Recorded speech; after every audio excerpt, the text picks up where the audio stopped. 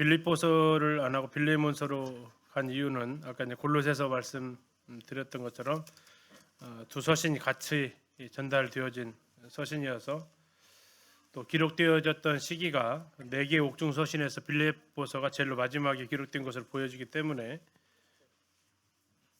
빌레몬서를 이렇게 먼저 같이 살펴보도록 하겠습니다. 짧으면서도 참 긴 여운이 남는 서신이고 개인적으로는 참 좋아하는 서신이기도 합니다. 이 편지를 쓰는 사람의 표정도 한번 떠올려 보고 이 편지를 읽고 있을 빌레몬의 표정도 좀 떠올려 보고 또 주인의 눈치를 살피고 있을 그 마당에 꿇어앉아 있을 오네시모도 좀 떠올려 보고 그런 상황들 어떤 모습이었을까를 좀 같이 떠올려 보면서 빌레몬서를 읽어보면 참 많이 감동이 되는 서신이기도 합니다. 자유로운 몸의 상태가 아니었죠. 그는 자신을 가리켜서 이제 갇혀 있다라고 이야기를 하고 있습니다. 오네시모를 얘기하면서 갇힌 중에 낳은 아들 이렇게 표현하고 있잖아요. 갇힌 중에서도 그는 전도를 하고 있었고 그러는 가운데 어떤 과정인지는 모르겠지만 오네시모를 만나게 됩니다. 오네시모는 자유로운 몸이었지만 자유롭지는 않았습니다. 바울은 자유롭지 않았지만 자유로운 영혼이었고요. 그 둘이 만났는데 누가 누구의 영향을 받습니까? 자유롭지 않았던 오네시모가 바울을 통해서 참 자유를 얻게 됩니다. 그리고 상황이 어떻게 된지 모르겠지만 바울은 오네시모가 빌레몬의 종이었다라는 사실을 알게 됩니다. 이건 저 개인적인 추측입니다. 아마도 구원을 받았는데 오네시모가 자세히는 이야기하지 않을 수 있었을 것 같습니다. 말한다고 해도 알 도리가 없었을 것 같으니까 바울도 한 번도 온 적이 없고 근데 느닷없이 오네시모가 아는 사람이 등장하는 거죠. 누가 찾아왔을까요? 에바브라가 온 겁니다. 누가 놀랐을까요? 에바브라도 놀라고 오네시모는 더 놀라고 하지 않았을까? 너 여기 하면서 이렇게 서로 당황스럽게 바울은 옆에서 아는 사이였어? 이렇게 상황이 일어나지 않았을까? 너 왜 여기 있어? 어떻게 알아? 이놈 여기 골로새에서 하면서 이렇게 한 녀석인데요. 그러면 그러면서 이제 흔히 말하는 오네시모의 과거가 다 이렇게 밝혀지게 되고 바울은 그 이야기를 쭉 듣습니다. 그러면서 바울이 이렇게 얘기하죠. 그는 내 신복이었다. 정말 곁에 두고 같이 있고 싶었다. 이 사실을 모르기 전까지만 해도. 그런데 안 이상 그렇게는 못하겠더라. 그래서 너에게 돌려보낸다라고 이야기합니다. 그것을 봤을 때 처음부터 알았다라면 신복으로 둘 생각을 안 했을 것 같아요. 그래서 지금 제가 이렇게 추측을 해보는 겁니다. 아무튼 바울은 오네시모를 돌려보내기로 결정을 합니다. 알았기 때문에 더 이상 모른 척 할 수는 없었기 때문에. 그러나 한 가지 부탁을 합니다. 이거 이대로 돌려보냈다가는 뭔 상황이 벌어질지 모르겠다. 당시에 도망친 노예는 죽음으로 그 대가를 치러야 했으니까. 그래서 바울은 얘기합니다. 나에게 하듯 저를 영접하라 라고 부탁 아닌 명령, 명령 아닌 부탁처럼 이렇게 기록을 합니다. 바울의 서신서 중에서 가장 짧습니다. 그러나 가장 친밀감이 넘치는 편지입니다. 빌레몬에게 죄를 짓고 도망했다가 감옥에서 만난 바울에게 복음 듣고 구원받은 오네시모, 드디어 빌레몬에게 돌아가야 되는 오네시모를 향해서 쓴 편지. 여기에는 3명의 인물이 등장하죠. 용서받은 오네시모, 용서를 중재하는 바울, 바울의 얼굴을 봐서 용서를 해 주어야 하는 빌레몬. 저건 각각 누구를 나타내 보이는 것 같습니까? 오네시모는 누구를 보여주는 것 같아요? 우리의 모습이죠. 그 중재하는 바울은요, 예수님을 보여줍니다. 그리고 그 바울을 봐서 용서해 줘야 되는 빌레몬은 하나님을 보여주는 모습이기도 합니다. 그러나 이걸 조금만 더 생각하면 우리에게도 바울의 역할이 있어야 됩니다. 누군가에게 용서를 중재해 줘야 되는, 이제 마음 풀고 받아줘, 용서해 줘라고 중간에서 중재해 줘야 되는 역할을 때로는 할 수 있습니다. 이게 전도자로서 영혼을 하나님께로 인도하게 되면 나는 이제 오네시모에서 누구로 옮겨가는 거예요? 바울로 옮겨가는 겁니다. 복음 집회가 바로 내가 전에는 오네시모였지만 이제는 내가 바울로서의 그 사역을 하는 순간이죠. 또한 때로는 성도들을 향해서도 내가 이 바울의 역할을 할 필요가 있죠. 두 사이가 정말 안 좋은데 내가 그 중재자 역할을, 그래서 어떻게 말하고 있는 거예요? 내 얼굴 봐서라도 좀 용서해줘. 그럼 난 어떻게 했어요? 그 사람한테 평소에 잘해주고 내가 더 그렇게 용서해줬잖아, 내가 더 기다려줬잖아. 그거 하면서 이렇게 말할 수 있을 그 중재자 역할의 바울, 이게 어쩌면 우리의 모습이기도 해야 한다라는 거죠.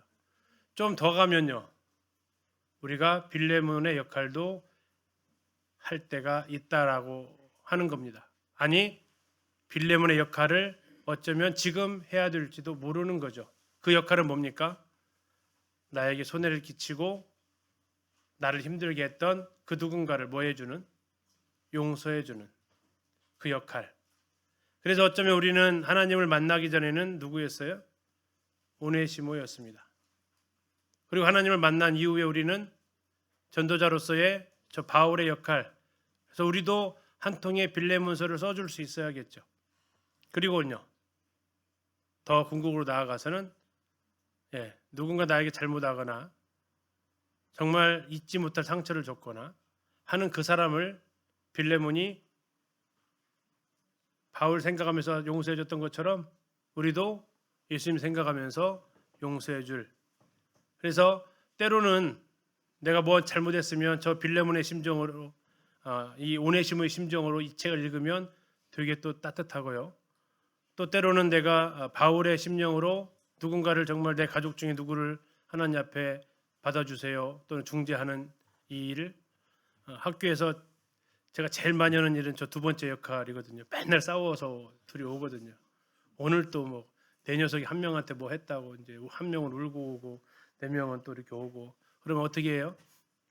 뭐 너도 똑같이 갚아주라고 해요. 어떻게 할 거예요? 서로 이제 상 얘기 들어주고 또 중재하고, 뭐 2학년 교실 수없이 싸우는데요. 뭐 매 쉬는 시간마다 거의 싸우는데 그 중재하는 역할을 거의 뭐 하루도 빠짐없이 해야 되는 것이 이제 저 중간에 있는 역할이죠. 그러면서 가끔씩 하는 얘기, 내가 너 지난번에 너 안 혼내고 용서해줬잖아 하면서 내 어르고 달래고 뭐 이렇게 하면서 할 때가 있죠. 그리고 때로는 정말 내가 누군가 나에게 상처를 줬을 때 빌레몬의 입장으로 내가 이 빌레몬서를 읽으면 이게 또 다른 내 마음의 여운으로 남는 그 책, 그게 바로 빌레몬서입니다. 바울이 이 편지를 썼다고 1장에서 3번이나 걸쳐서 이야기를 합니다. 그리고 바울은 이야기하죠. 내가 지금 갇혀 있다. 예수 그리스도를 위하여 갇힌 자 되었다. 라고 이렇게 이야기를 하는 책입니다. 앞에서 뭐 골로새서 말씀드렸던 대로 그가 옥중에서 쓴 네 편지 중에 한 편지가 바로 이 빌레몬서이기도 하죠. 그리고 그가 만난 사람이 오네시모라는 사람이었고, 그리고 이제 오네시모를 빌레몬에게 돌려보내기 위해서 쓴 서신입니다. 바울이 로마에 갇혀 있을 때 기록된 책으로 보았을 때 AD 61년 이쪽 저쪽으로 기록했던 책으로 보여집니다. 배경입니다. 빌레몬 골로새의 부유한 신자입니다.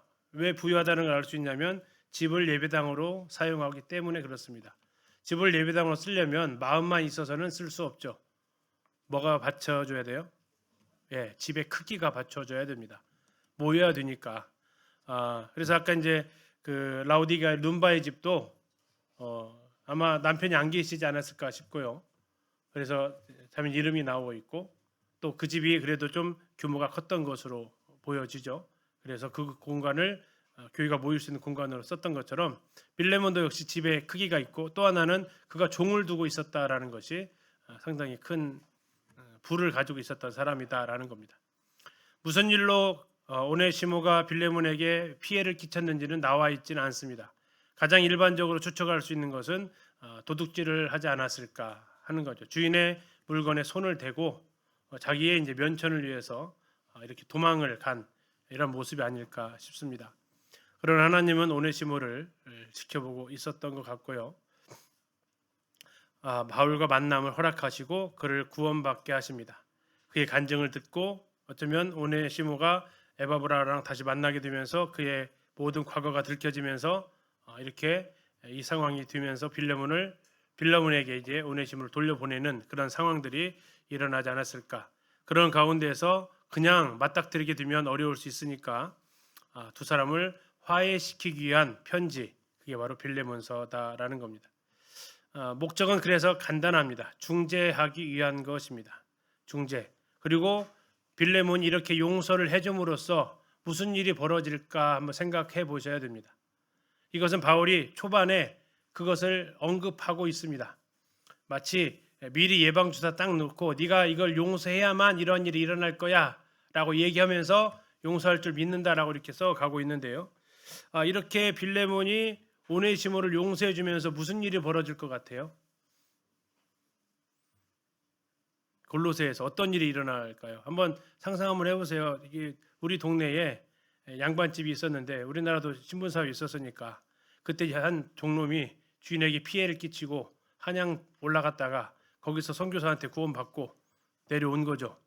그랬더니 그 주인이 어쨌든 예수님 믿는 사람이었던 건 소문이 나 있었고, 근데 그 사람이 종한테 아무 처벌하지 않고 오히려 더 막 친 형제간 같이 대해줬다. 그러면 그 마을에 무슨 상황이 벌어질까요? 누가 구원받는 일이 벌어질 것 같아요? 종분들이 많이 오셔서 이거에 대해서 도대체 어떻게 이게 가능하죠? 이 시국에 이 시절에 어떻게 이런 일이 가능합니까? 하면서 이렇게 뭐 일이 일어나지 않았을까?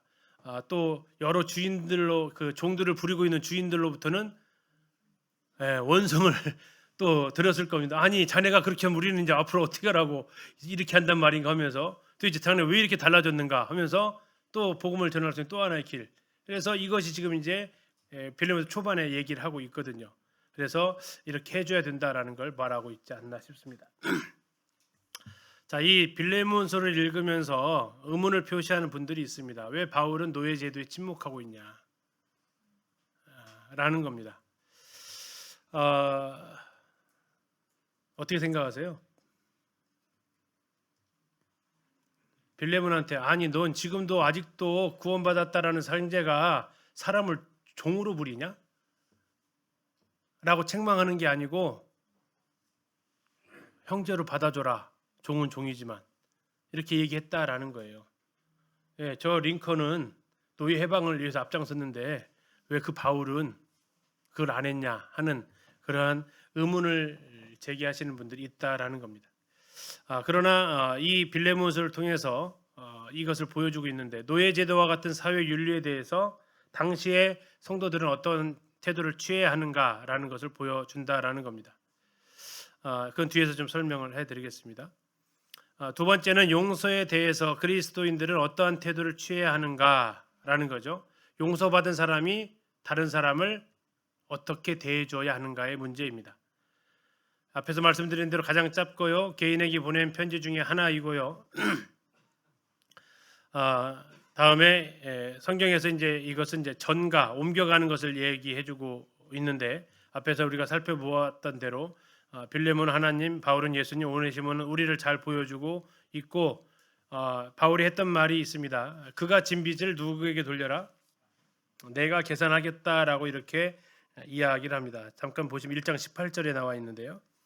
빌레몬서 1장 18절에 그가 만일 너에게 불의를 하였거나 너에게 빚진 것이 있으면 그것을 어떻게 하라고요? 내 앞으로 계산하라. 내가 갚아주겠다. 이게 전가입니다. 내가 빚은 안 줬지만 내가 갚아주겠다 하는 부분입니다. 자, 신약 시대의 노예 제도에 대한 이 부분들입니다. 왜 바울은 이 노예 제도의 문제에 침묵했나 하는 거죠. 자, 신약 시대의 사회 문화라는 이 책에서 노예 파트에 이런 글이 있어서 제가 발췌를 했습니다. 노예는 사회의 가장 밑바닥 계급에 속해 있었습니다. 그러나 뭐 생태계에서도 가장 연약한 개체가 가장 수가 많듯이 숫자는 제일 많았습니다. 미국의 노예 제도와의 차이점이 있다라면 미국은 백인이 흑인을 부렸다면 이 신약 시대의 이 골로새나 이 로마 시대의 모습은 주인이나 종이나 별 차이가 없다라는 겁니다. 예, 같은 인종이었고 그래서 둘 사이를 구분하기는 더 어려웠다라는 거죠. 그래서 어쩌면 그들에게는 해방 노예라는 시민권이 주어지게 되는데 그렇게 해서 나가면 그가 종이었다라는 것을 알지 못하는 상황도 있었다라는 겁니다.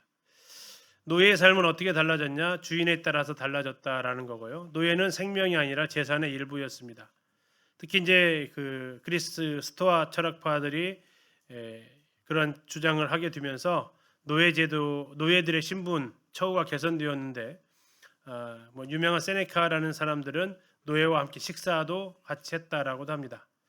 자, 이제 제일 마지막 문장을 보시면 그리스도인들은 노예 제도의 철폐를 주장하지 않았습니다. 대신 노예를 같은 인간으로, 그래서 사도 바울이 했던 그 표현을 그대로 빌리면 16절에 이후로는 종과 같이 대하지 아니하고 종 이상으로 곧 사랑받는 형제로 두라고 권면하고 있습니다. 이게 구원받은 상전들의 자세였다라는 거죠. 잘 생각해 보시면 막중한 피해를 끼쳤던 오네시모조차도 이렇게 대우를 해주라라고 했다면 다른 노예들은요? 더 했을까요? 다른 노예들은 그냥 노예일까요? 그러면 만약에 오네시모가 특혜를 받게 되어지면 구원받은 형제들인데 도둑질하고 나갔다가 와서 특혜를 받으면 그 집에서 구원받은 형제들이지만 노예로 살고 있는 형제들은 우리도 한번 나갔다 와야 되나? 뭐 이런 생각을 하게 되지 않겠습니까? 그런 일이 벌어져서는 안 되죠. 그래서 다시 말하면 막대한 피해를 끼쳤던 이 사람도 이 정도 대우를 해주는 것이 바울의 권면이었다면 구원받은 형제들, 그들이 종으로 그의 삶을 살아가고 있을 때 그 주인들은 어떻게 해줘야 돼요? 예, 동일하게 이렇게 사랑받는 형제로 대하라라는 거죠. 이것이 우리나라 역사에도 있습니다. 저 김제에 가면 그 기역자 교회라는 데 있어요. 혹시 가보셨나요? 예, 거기 가면 이렇게 그런 이야기들이 있어요. 거기에 장로가 누구였다고? 예, 예, 예. 이게 우리나라도 있었던 일이에요. 예, 이게 이 인품이죠. 그 장로 입장이 지금의 뭐 이제 우리에게 있어서 이렇게 뭐 목사는 이렇게 별로 안 하지만 일반 교회에서는 하나님 종이잖아요. 자신의 종인데 주일날은 어때요? 주일날. 예. 이게 그리스도 안에서만 가능한 부분이다라는 거죠. 그래서 나중에 뭐 교회사로 전해지는 소식은 오네시모가 골로새 교회 장로가 되었다라고 이렇게 알려져 있습니다. 이것이 어디서만 가능하냐? 그리스도 안에서는 가능해졌다. 이게 왜 그래서 어쩌면 이게 노예를 해방하는 것보다 더 차원 높은 노예 해방이지 아니겠는가 하는 거죠. 아무튼 바울이 이런 제도에 대해서 침묵하고 있었다. 그러면 우리는 단호하게 16절을 보여주는 거죠. 그렇지 않다. 실질적인 노예 해방을 넘어서 신분상으로 형제와 같이 둘자로 대우해줬던 것이. 그러나 바울은 에베소서에서 골로새에서 계속해서 얘기하는 건 뭡니까? 종들은 어떻게 해라. 종들은 어떻게 해라. 계속 얘기하고 있었다라는 거예요.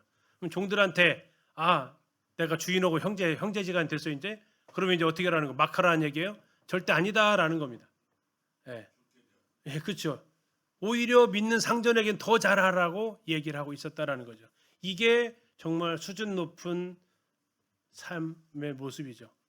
마땅히 부려야 될 종인데 형제처럼 대우해주고 형제처럼 대우해줘서 같이 신분상 그리스도 안에서 하나 되었다라고 주장할 만도 한데 오히려 다른 종들보다 더 주인 섬기듯 섬기는 이 모습이 성경에서 말하고 있는 아름다운 모습의 본, 이것이 빌레몬서에서 나타나고 있다라는 겁니다. 간단합니다. 1절에서 7절까지는 빌레몬의 사랑을 칭찬하는데 정말 친한 사람 아니면 쓰기 힘든 표현들이 참 많이 있습니다. 얼만큼 그들 사이에서 친했는지를 볼 수 있는 그 내용들이 있고요. 오네시모를 변호하는 과정에도 있고 빌레몬을 네가 순종할 것에 대한 것을 확신하는 그 과정 속에도 있습니다. 우리가 시작할 때 주님의 마음을 본받는 자 했지만 주님의 마음으로 아니면 다 불가능한 일들이 오늘 이곳에서 일어나게 됩니다. 우리 빌레몬서 1장을 같이 좀 보시면요. 자, 1절입니다. 그리스도 예수를 위하여 갇힌 자 된 바울과 및 형제 디모데는, 자, 바울이 평소에 쓰던 단어 하나가 빠졌습니다. 뭐가 빠졌을까요? 그리스도 예수를 위하여 갇힌 자 된 바울. 뭐 하나가 빠졌어요. 평소에 쓰던 사도. 사도라는 단어가 빠졌어요. 왜 뺐을까요?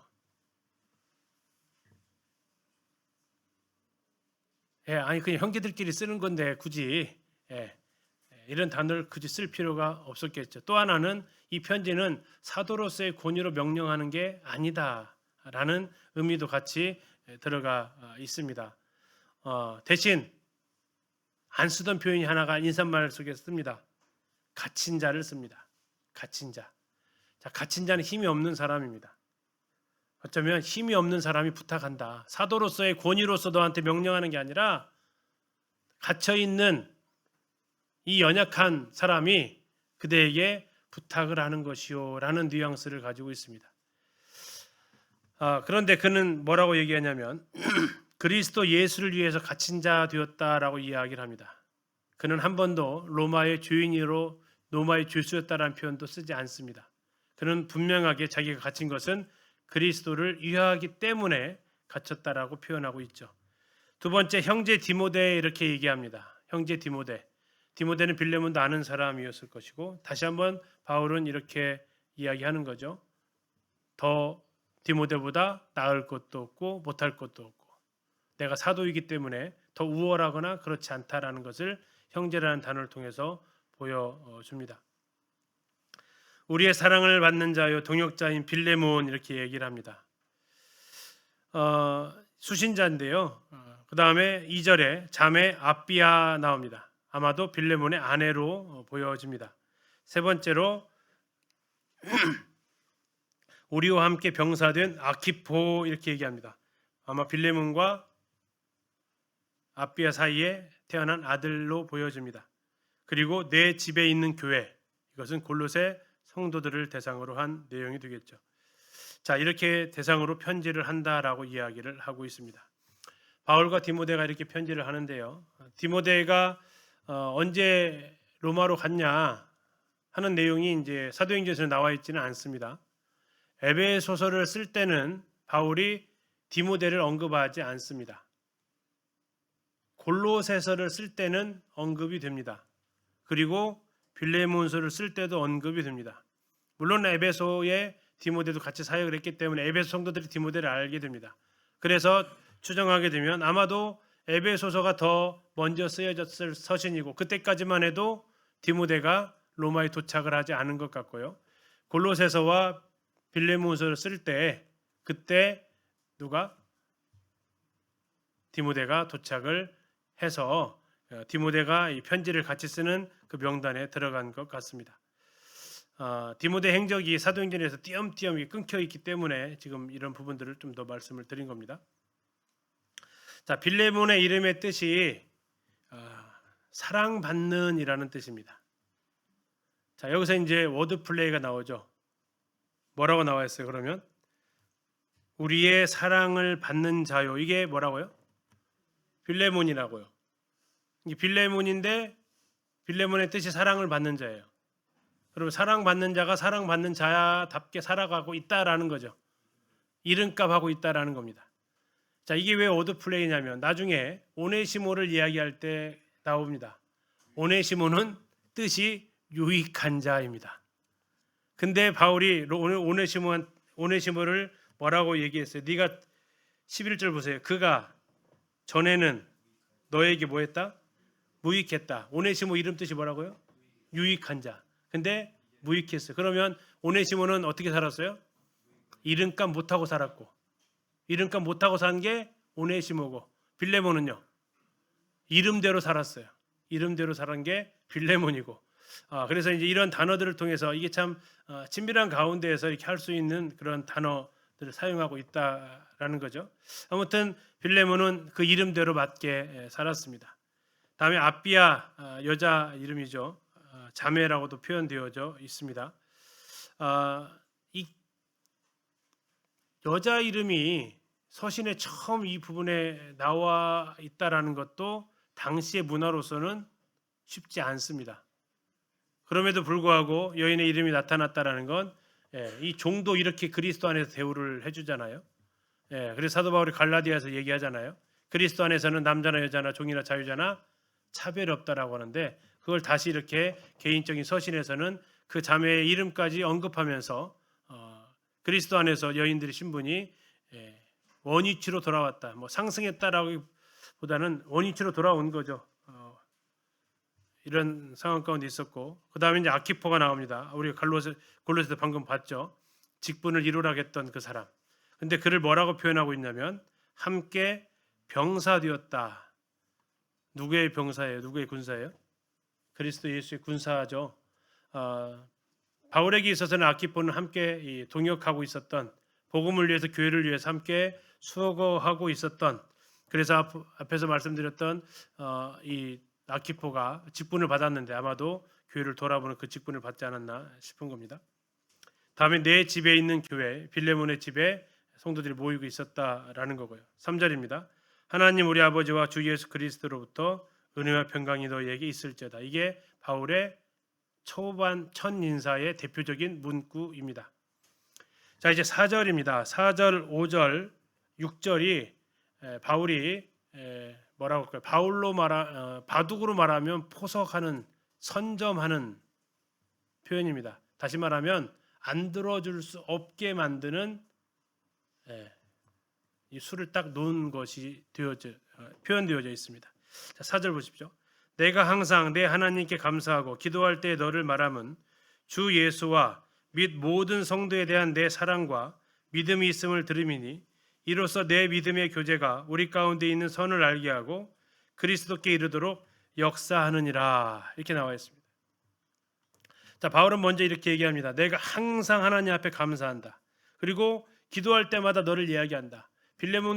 바울이 골로새는 안 갔지만 빌레몬과는 안면이 있었고, 아마도 빌레몬이 에베소에 왔을 때 복음을 들었을 겁니다. 왜냐하면 바울이 골로새 온 적은 없으니까. 아무튼 그렇게 해서 그들은 믿음 안에서 관계를 쌓아왔고요. 그래서 바울이 빌레몬을 향해서 항상 하나님 앞에 감사하고 있고, 뭐 교회를 위해서 집안을 개방을 하고 또 자녀들을 주님을 섬기게 하고 일꾼으로 세우고 뭐 이런 거, 이걸 통해서 하는데, 근데 그것보다 더 큰 이유가 5절에 있다라는 겁니다. 자, 5절은 뭐라고 얘기합니까? 내가 너를 이렇게 감사하고 기도할 때마다 너를 말하는 이유는 5절, 주 예수와 및 모든 성도에 대한 내 사랑과 믿음이 있음을 들었다. 누구한테 들었을까요? 에바브라한테 들었겠죠. 또 누구한테 들었을 가능성이 있어요? 오네시모한테 들었을 가능성이 있죠. 오네시모 주인의 성품에 대해서 이야기를 했을 가능성이 있습니다. 아무튼 들었습니다. 근데 뭘 들었냐면 주 예수에 대한 믿음, 모든 성도에 대한 사랑, 주 예수에 대한 사랑, 모든 성도에 대한 믿음, 이 단어가 막 같이 사용되어지고 있습니다. 그러나 이걸 좀 정리를 하면 그리스도에 대한 믿음, 모든 성도에 대한 사랑으로 이렇게 정리를 하는 게 더 이렇게 자연스러운 표현은 됩니다.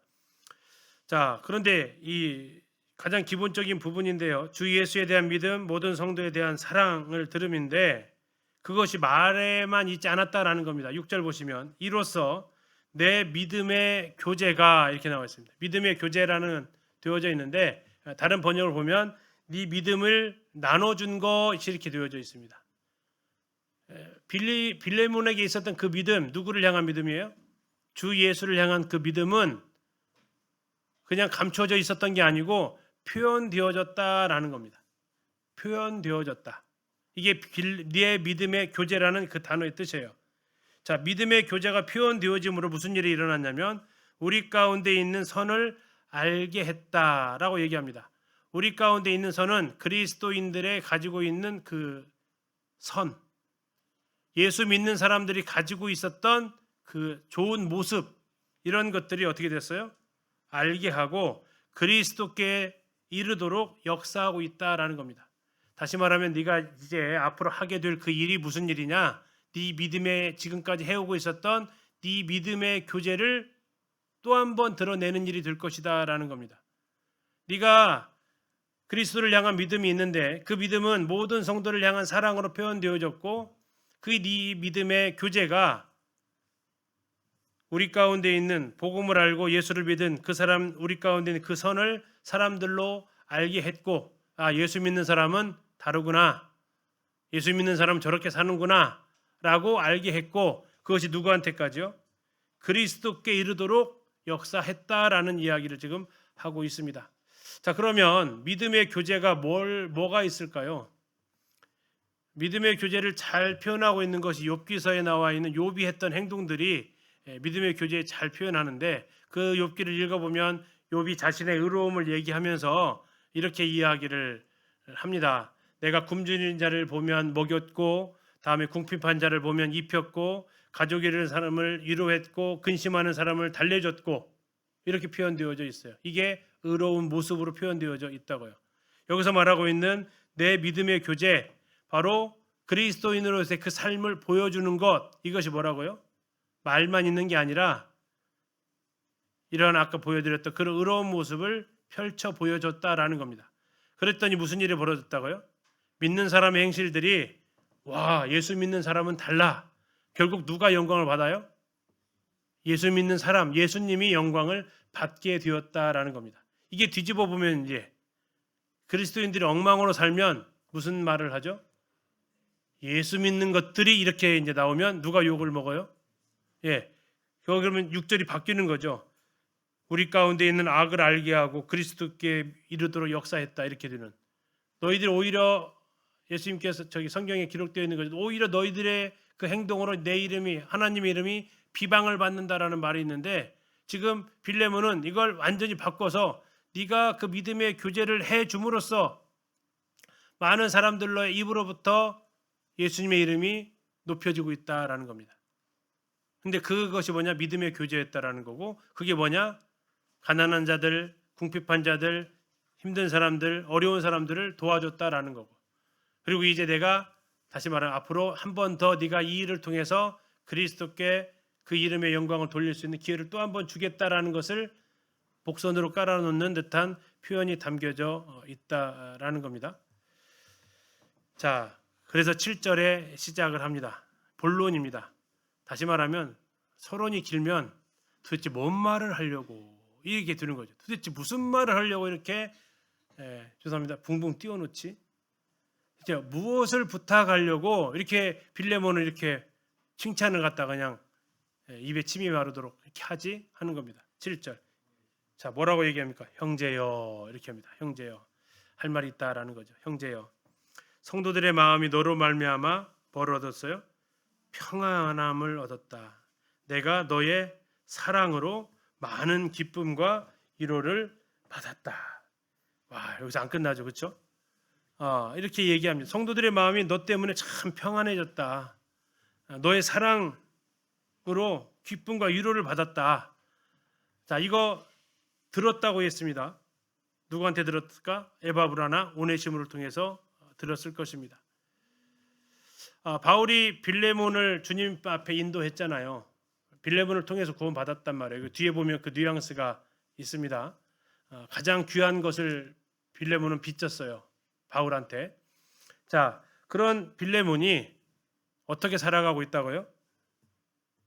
성도들을 기쁘게 평안하게 해주고, 또 그의 사랑을 통해서 성도들의 기쁨과 위로를 받고 있다라고 이렇게 들려온다라는 거죠. 얼마나 바울에게 있어서는 뿌듯하고 행복했겠는가 하는 거죠. 어쩌면 이러한 소문이 들려왔기 때문에 빌레몬서를 쓸 수도 있었겠죠. 이런 소문이 안 들려왔다면 이건 쓴 사람이나 받은 사람이나 엄청 부담스럽고 서로에게 힘든 내용이 되는데, 형제, 내가 너한테 이 말을 할 수 있는 것이 참 감사하다. 왜? 너한테 들려오는 소식이 정말 좋다. 다시 말해 내가 이렇게 편지해도 어떨 거다. 너는 들어줄 거다 하는 것이 7절에 한 번 더 이야기를 합니다. 자, 8절입니다. 이러므로는 뭐예요? 너로 인해 성도들이 평안함을 얻고 너의 사랑으로 많은 기쁨과 위로를 받았기 때문에 안 들어줄 수 없게 지금 한 겁니다. 이러므로 내가 그리스도 안에서 아주 담대하게 너에게 마땅한 일로 명할 수도 있다라고 얘기합니다. 마땅한 일로 명할 수도 있다. 그럼 뭐가 마땅하다라는 얘기예요? 오네시모를 용서해주고 오네시모를 받아주는 것이 뭐하다고요? 마땅한 일이다라는 거예요. 그래서 뭐 할 수도 있다고요? 명령할 수도 있다고요. 어떻게 명령할까요? 아니 도대체 바울에게 무슨 권한이 이렇게 있어요? 바울이 뭐라고 명령했으면 뭐라고 편지를 썼을 것 같아요? 빌레몬, 네가 죄에서 구원받은 거 알지? 네가 얼만큼 죄인이었던 거 알지? 네가 하나님 앞에 얼마나 악한 죄인이었던 거 알지? 하면서 야, 그 죄에서 예수님이 너 구원해 주셨지.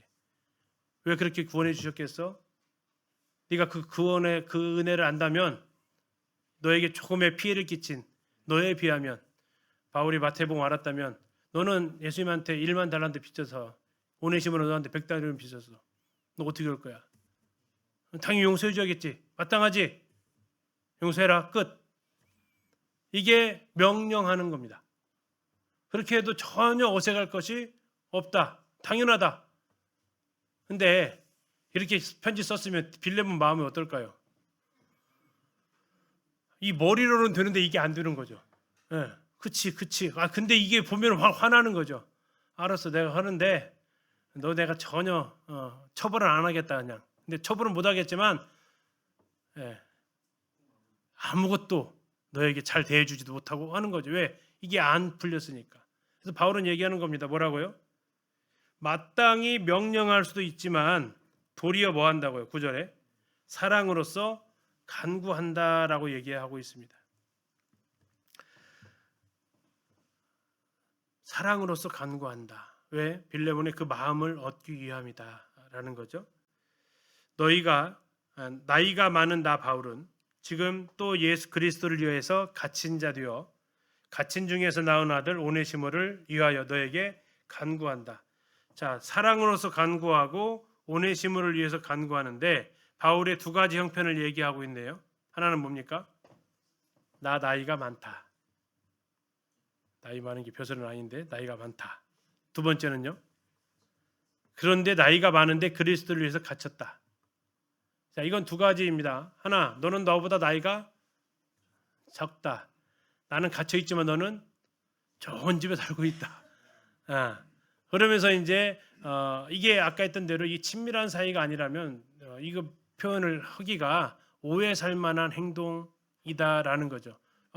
이분이 지금 나이로 누르네. 왜 이렇게 좀 불쌍한 척 하면서 또 이렇게 뭐 이렇게 하네. 이렇게 사이가 안 좋으면 이렇게 받아들일 수 있는 부분인데 이 둘 사이가 어느 정도의 친밀함이 있었는지 이런 것까지도 이야기를 털어놓을 수 있는 그 사이였다라는 거죠.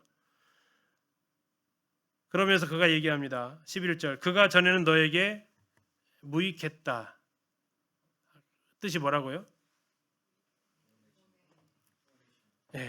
유익한 자 오네시모가. 그런데 지금은 너에게 무익했다. 근데 이제는 나와 너에게 유익하다. 다시 말하면 이제는 너처럼 이름값 하고 있다. 너는 사랑스러운데 너 이름값 하는 듯이 네 종이 참 이름값 못하고 도망갔지만 이제는 이름값 하고 있다. 그래서 그가 구원받았다. 자, 10절이 나와 있는데요. 갇힌 중에서 낳은 아들 오네시모 이렇게 나와 있습니다. 이제 빌레몬이 아직 상황을 잘 모르고 이걸 쭉 읽어 가야 되잖아요. 오네시모를 볼 때 어떠한 그 심정이 들었을까? 자, 우리 이 헬라어는 우리나라 어순과 좀 다릅니다. 우리나라는 지금 어떤 어순이 먼저 나와 있냐면 갇힌 중에서 낳은 아들 오네시모 이렇게 오네시모가 이름이 가운데에 나와 있는데요. 헬라어는 이렇게 그대로 헬라어 그냥 어순대로 직역을 하면 이렇게 나와 있더라고요. 내가 너에게 간구하노라 내 아들에 관하여 내가 갇힌 중에서 낳은 오네시모를 위하여. 오네시모라는 이름을 제일 마지막에 이렇게 기록이 되어져 있어요. 다시 말하면 이 빌레몬에게 있어서의 뭐 충격에 대한 완충작용이라고 할까요? 이 오네시모를 바라보는데 먼저는 바울의 부탁으로 다음에 그를 자기의 아들로 소개하고 있습니다. 갇힌 중에서 낳은 아들이라고 했잖아요. 내 아들이다. 이 사람 내 아들이다. 그리고 내가 갇힌 중에서 낳았다. 그래서 내가 이 오네시모를 위해서 부탁한다 하면서 이 죽어 마땅한 종이 지금 느닷없이 나타나더니 바울의 아들로 등장하고 있다라는 겁니다. 이 상황을 한번 잘 한번 생각해 보세요. 빌레몬의 입장에서 한번 생각을 한번 해보세요. 아마도 처음 나갔을 때는 돌아오겠지 했을 겁니다. 이제 안 돌아와요. 나타나기만 하면 어떻게 했을지 모르겠습니다. 자, 그런데 갑자기 나타나다니 죽은 줄만 알았던 이 종려석이 나타나더니 갑자기 바울이라는 이름을 통해서 구원받았다고 하는 겁니다. 자, 빌레몬과 오네시모의 공통점 한번 뭘까요? 성도. 누구를 통해서? 바울을 통해서 구원받았다라는 공통점이 있습니다. 주인과 종이 모두 다 같은 전도자를 통해서 구원받았다라는 겁니다. 이게 얼마만큼 가능성이 있을까?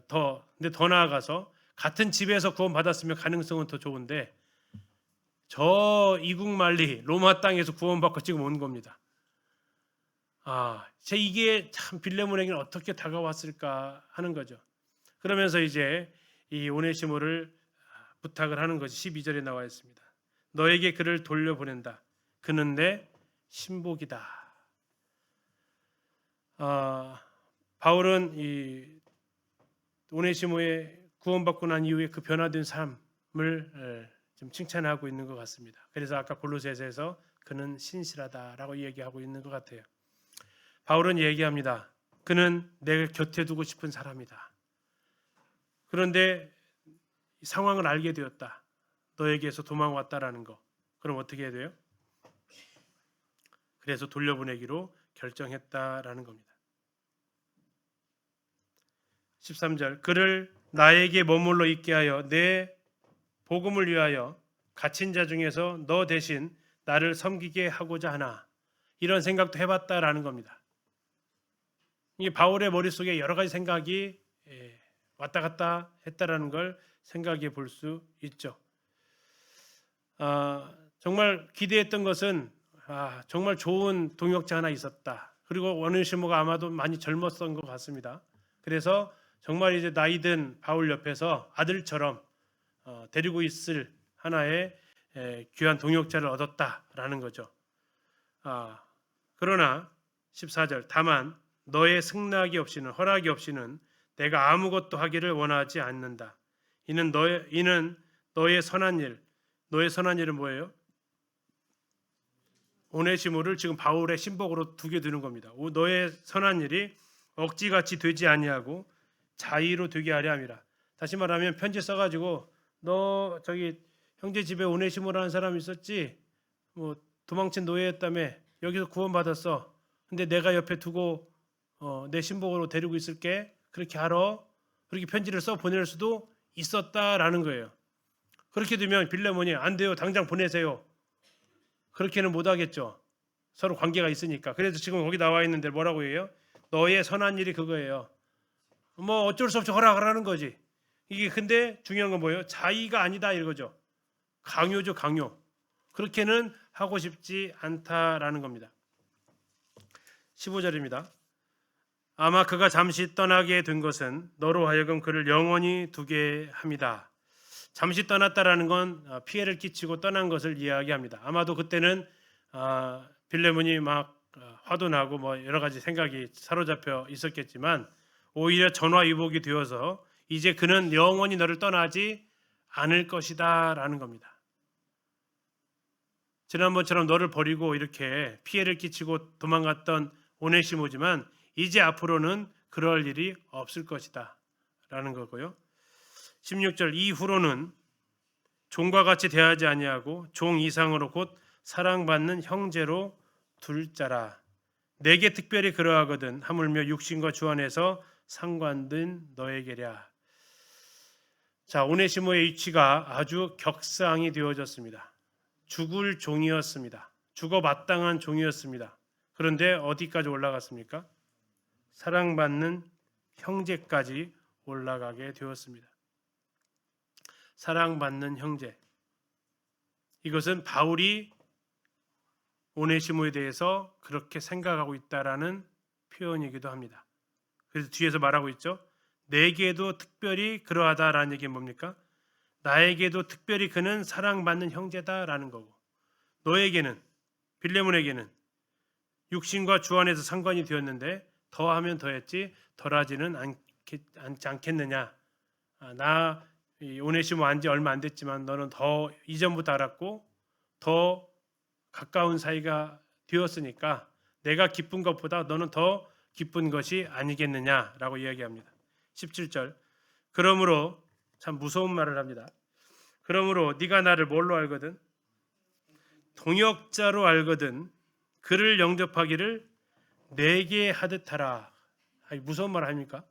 영접 안 하면 동역자로 안 여기는구나 라고 알겠다라는 거죠. 이게 가까운 사이 아니면 이런 말 못합니다. 엄청 부담스러운 말 아닙니까? 이 정도의 말을 받아줄 수 있다라는 거죠. 뒤에 보면 더 심한 말도 받아줘요. 바울은 이 표현이 아마도 복음서를 그가 읽었을 텐데 예수님께서 하셨던 제자들 파송할 때 이런 말씀을 하시죠. 너희를 영접하는 자는 나를 영접하는 것이요 나를 영접하는 자는 나 보내시는 이를 영접하는 것이다. 또 마태복음 25장에서는 너희 여기 내 형제 중에 지극히 작은 자 하나에게 한 것이 곧 내게 한 것이다. 이런 예수님의 말씀도 있는데 지금 나를 동역자로 한다면 오네시모를 뭐하라고요? 나한테 하듯 영접해라. 자, 바울이 빌레몬 집 찾아가면 어떻게 했을까요? 네, 아주 그냥 환대를 해줬겠죠. 지금 17절에 그 말이 그거예요. 나를 동역자로 알거든 그를 영접하기를 내게 하듯 내가 집 찾아간 것처럼 그를 대해줘라. 근데 두드려 팼다? 그럼 나 가면 두드려 팰 거지. 근데 그런 거로 똑같이 여기겠다라고 좀 얘기해요. 왜 그러냐면 아까 했던 대로 신복이라고 했잖아요. 신복이 뭡니까? 내 그냥 지체 중에 하나처럼 여기고 있다라는 표현이거든요. 그래서 동일하게 여기겠다라는 겁니다. 자, 18절 얘기합니다. 18절 19절. 그가 만일 너에게 불의를 하였거나 너에게 빚진 것이 있으면 그것을 내 앞으로 계산하라. 내가 갚아주겠다라는 겁니다. 나 바울이 친필로 쓰노니, 자, 이것은 이제 바울의 서명 들어갔다라는 겁니다. 괜한 말 아니고 내가 갚을 거다. 근데 그 다음 말이 참 잔인한 말이에요. 뭐라고 얘기합니까?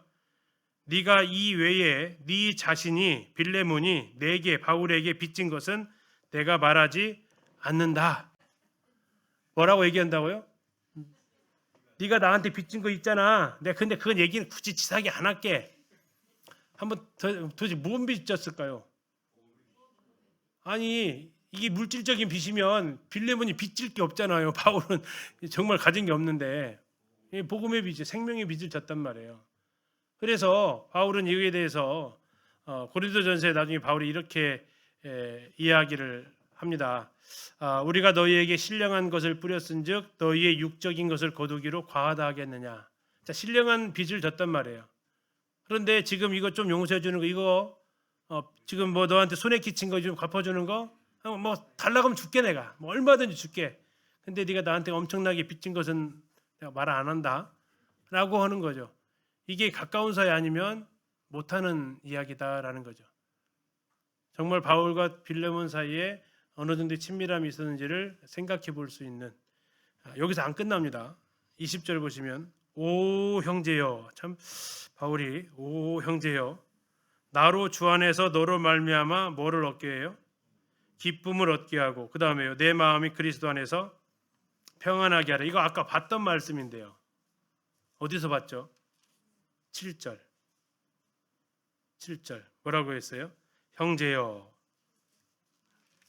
20절 오 형제여 성도들의 마음이 너로 말미암아 평안함을 얻었으니 내 마음이 그리스도 안에서 평안하게 하라. 내가 너희의 사랑으로 많은 기쁨과 위로를 받았노라. 주 안에서 너로 말미암아 기쁨을 얻게 하고. 이게 지금 7절하고 20절하고 이렇게 연결이 되잖아요. 아까 제가 이 하면서 뭐라고 말씀드렸지만 7절까지가 4절 7절까지가 바울이 빌레몬으로 하여금 거절할 수 없는 쉽게 말하면 밑밥처럼 전제를 다 설명했고, 이제 마무리하면서 내가 너 때문에 그렇게 평안했고 기쁨과 위로가 받았는데 한 번 더 너의 행동을 통해서 뭐 하기를, 내가 기쁘고 평안하기를 원한다라고 얘기를 합니다.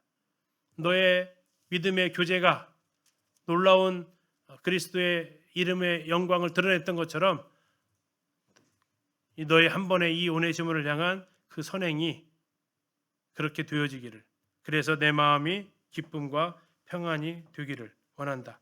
21절입니다.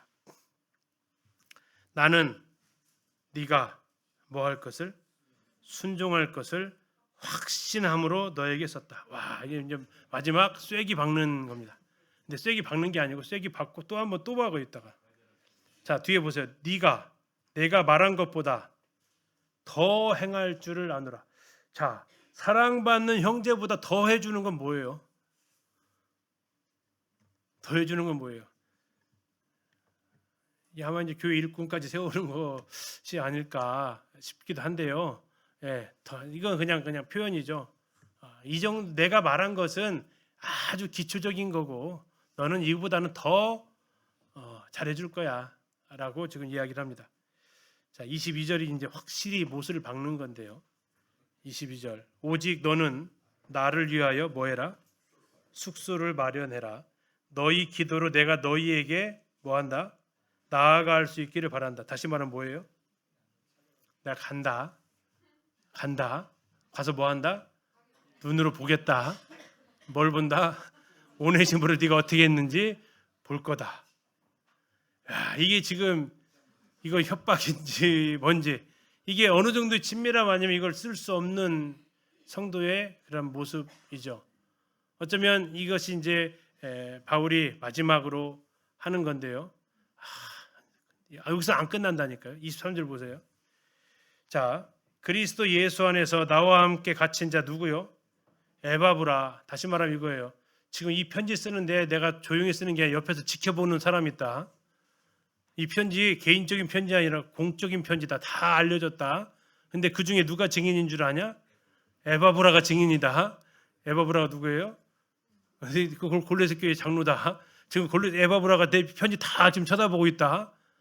내가 늦게 가더라도 에바브라가 가서 먼저 확인할 거다 라고 지금 이야기를 합니다. 24절, 또한 그뿐만 아니다. 나의 동역자 마가도 아리스다고도, 아까 골로새에서 얘기했던 사람들이죠. 데마도, 심지어 누가도 문안한다. 이 문안한다라는 것이 무슨 의미로 들릴 것 같아요? 이 사람들도 다 그렇게 되기를 응원하고 기도하고 있다. 이 사람들이 다 지켜봤다 라는 겁니다. 그러면서 25절 재밌게 끝납니다. 우리 주 예수의 뭐가요? 은혜가 너희 심령과 함께 있을지어다. 예.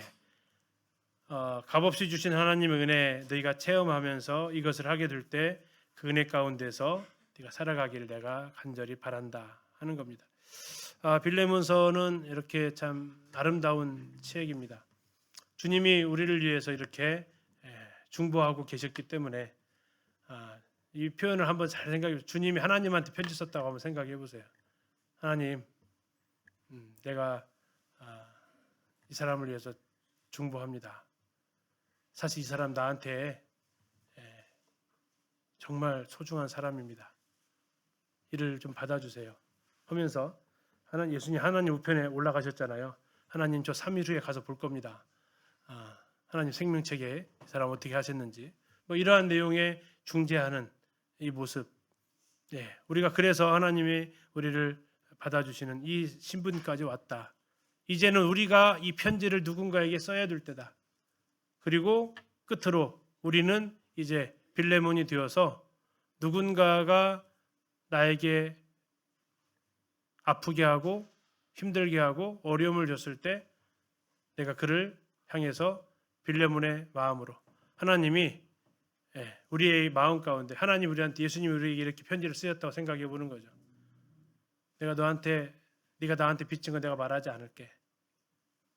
그가 너한테 손에 끼친 거 다 나한테 돌려.